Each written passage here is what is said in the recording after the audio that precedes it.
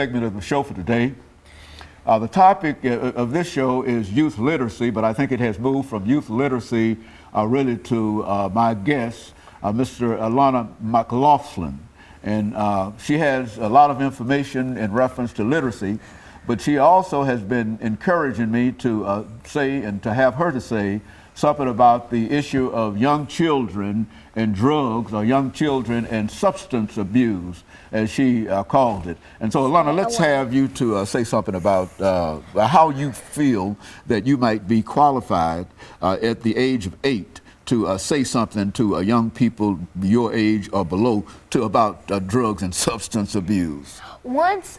Sometimes when my parents drive me around a bad neighborhood, I experience kids smoking weed or tobacco, and it just breaks my heart to see that they do that, because how could they grow up doing that? It literally breaks my heart, because it just kills me to know that they're just giving up on themselves and turning to tobacco and weed and drugs and alcohol to solve their problems, when you know that's not going to solve their problems. It's going to make it worse.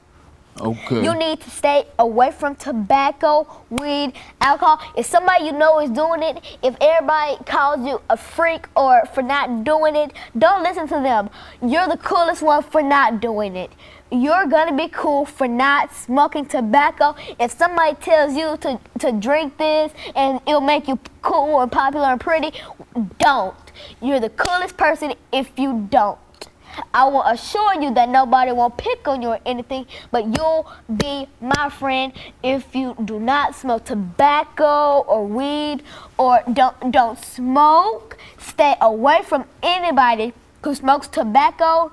If your parents or anybody, if you know if they smoke tobacco, you can help raise awareness to keep them away from tobacco. No. I encourage you to raise awareness like me to stay away from smoking, drinking, and all of those because a cigarette has all those acids and fumes that when you smoke it, you're not only breathing in smoke, you're breathing in all those deadly fumes. You could die, because one man, he was 12, he started smoking and he had mouth cancer.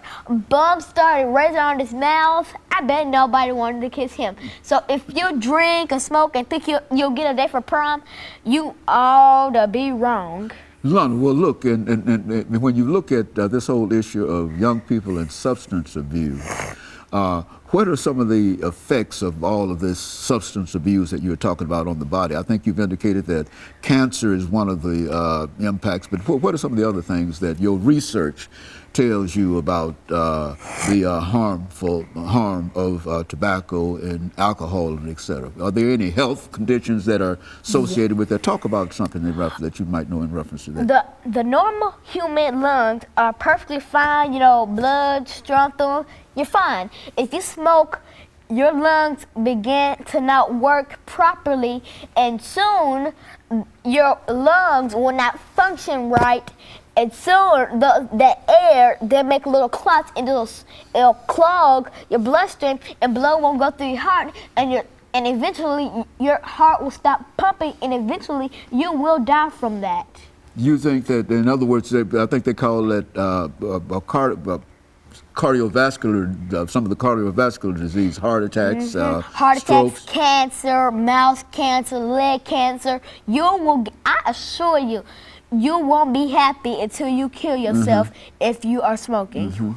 And so so you would be specific in terms of talking to young people your age. Do you find among the young people your age that they're involved in some of the things that you're talking about here?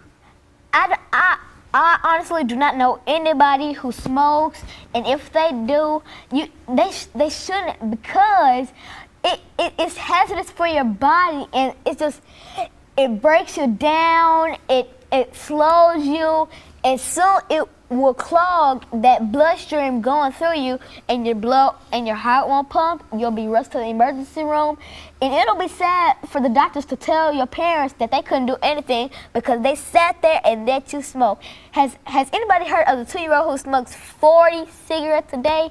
His dad said he's perfectly fine.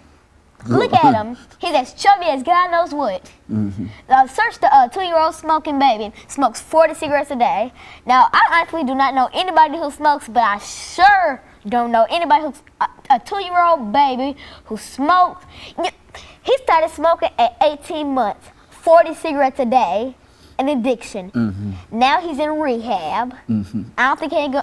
When he gets to elementary school, I honestly do not think he's gonna make any friends because his mouth gonna be smelling like tobacco. I honestly say he should eat some nicotine. That's what he should be eating 40 times a day, not cigarettes, but nicotine. Get off the cigarettes, get some nicotine. And so